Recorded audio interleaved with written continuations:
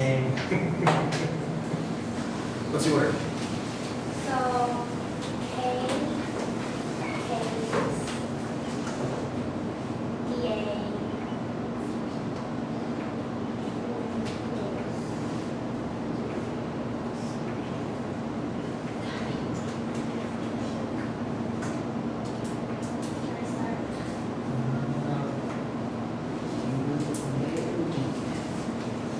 Yes. So first on the K, we straight, they can't kick out of the critique because we straight turned this. So that means our turn still stands. We had three turns. One was the environmental materialism, the only ethical option, and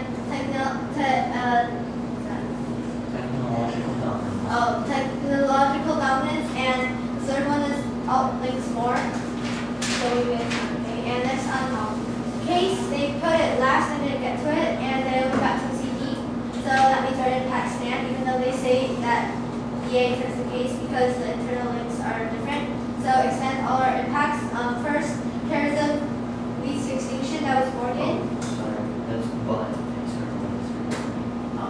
And disease leads to extinction, which is brown, and there will be food wars. And the neg also doesn't solve because Coleman says that only the U.S. has the technology to do aquaculture, and ways of magnitude could we have extinction, and they only have war, which won't. And they didn't talk about extinction. And on the DA, we already extended our non-unique, which was Cassini funding is inevitable, and they said STEM turns case, but this was answered in the 1AR, and we have different internal links, and they didn't turn because they couldn't access our impacts. So our internal link is that food war and economy. But their internal link is bye. And the app always, because there are multiple extinction scenarios, and theirs is just war. And as I said before, our extinction scenarios are terrorism, disease, and food security. And on CP, it said China solves better, but instead Coleman, this is the only one who has the technology to do aquaculture. And it didn't answer to the warrant. Difference between they didn't explain. They didn't explain the difference between U.S. and Chinese aquaculture, and their CP links to the They say DA is that benefit to the county plan, but they can't access. But they can't access Okay. the impact. They say DA is a net benefit to the CP, but they can't access The turn. the turn. Also, if they turn it, they also turn the county plan. If they turn it, they'll turn their own account. Since they made the county plan, it solves all of that. The same thing, and solves all of that. Thank you. Thank you. Goodbye. Bye-bye. What's this? Over there.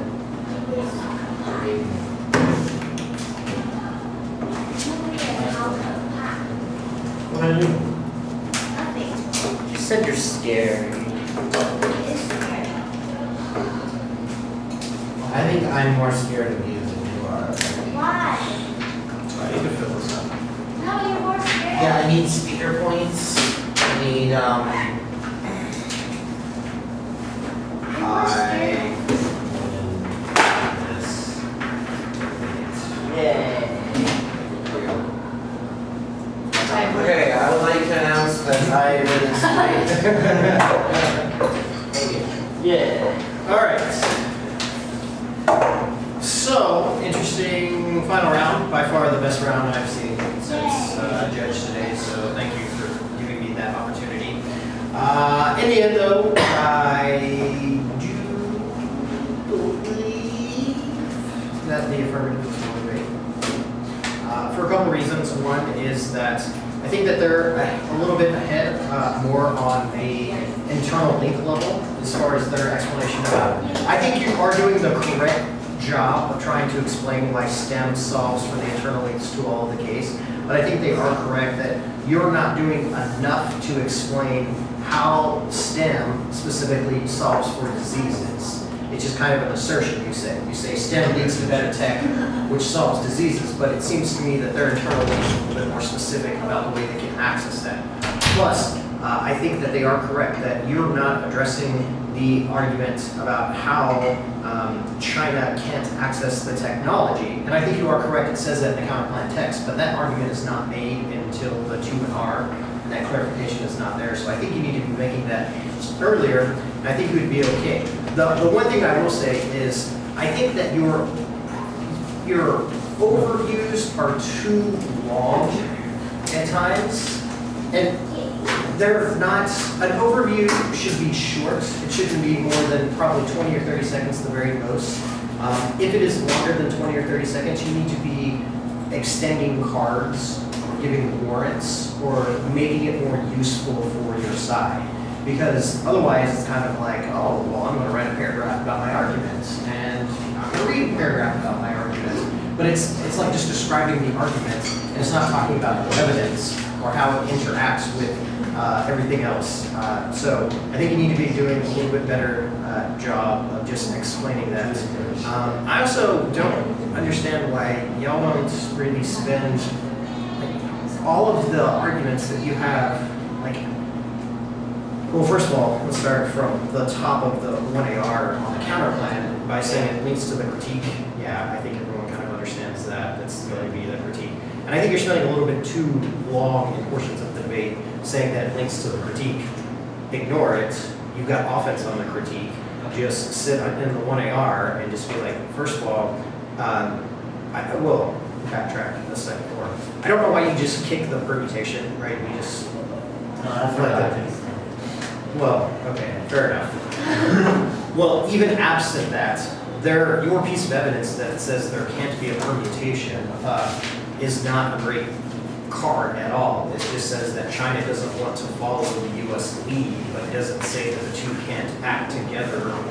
And I'm pretty certain it doesn't have anything to do with aquaculture at all. It's talking more specifically about joint defense operations, so something the plan and counterplan would have nothing to do with. And so I think that you can very easily win a permutation here, and then you know suck up any sort of net benefit as far, not even as far as STEM, but just this potential external net benefit about Chinese leaders being able to solve for Southeast China conflict and things like that. So I think if you do that, you're probably in a lot better situation.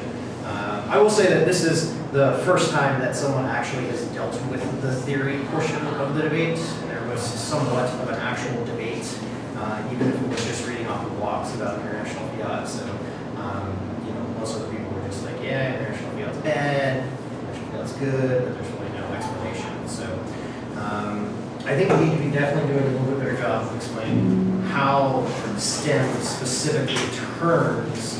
And the argument is not that it turns, it's not that STEM turns, it's that STEM solves for the impacts.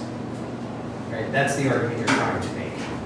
It's that STEM solves for the impact, it's not that STEM turns the impacts. No, it solves. It solves. It solves the impact, it doesn't turn it. Right? Because with STEM, we get technology that solves diseases. With STEM, but if there's no STEM, then there's no technology to solve. why not? There will be technology. It's just a question of does STEM get us there faster or not? So I think that you say with STEM we solve these problems quicker or more efficiently, but I don't think it actually turns it. It's not like if we don't have Cassini, we have no STEM. We have other things that give us STEM. And so to say that Cassini is kind of the linchpin of STEM, I think is a little bit far, a little bit more of a stretch as far as that. And that's also an argument I think that you probably should be making against the DISAD, and that's just that Cassini, there's no reason why Cassini is uniquely important for STEM. There are other things that get scientists involved. There are other projects And I don't really think that, even as an analytical argument, it seems to me that that would at least mitigate the ability of them to say, to kind of try to spin the story about how STEM can solve for all of these other things. Because if you're just like, yeah, we'll concede STEM can solve for all of those other things, but Cassini and getting rid of Cassini funding doesn't eliminate all of STEM, right? Because STEM will still exist in other areas. So if you win those two arguments in conjunction, it also checks back against their ability to say STEM solves for all the impacts. You're just like, yeah, you're probably right, it does. But you have no evidence that says Cassini means if we don't have Cassini, we have no STEM. Right? It just says Cassini is important to STEM, but not that if we don't have Cassini, we don't have STEM.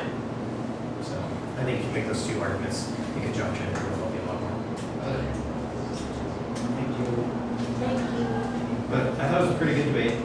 1AR, it was pretty good. I thought that actually the 1AR you gave in the last debate was actually better.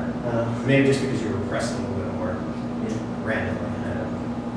I mean, you're doing the work you need to do, but I think you could be doing a little bit better of extending more of the arguments in the 1AR just to have flexibility, if nothing else, that more arguments you extend through the 1AR, more pressure it puts on the 2NR in order to be able to cover all of that. And I mean, obviously, you're doing a good job of saying, look, here's our offense, extend our offense, but I think you also need to extend a little bit more just to kind of create a little bit more of a wall, I guess, that the 2NR has to go through. Because if they have to spend the majority of their time covering what you extend in the 1AR, then they don't have as much time to spin a story in the 2NR. Right, so short, quick. It's like there are times in your 1AR where you're starting to kind of explain the story of the arguments, and that should be saved for the 2AR, not the 1AR. Okay. So, Thank you. good job, everybody.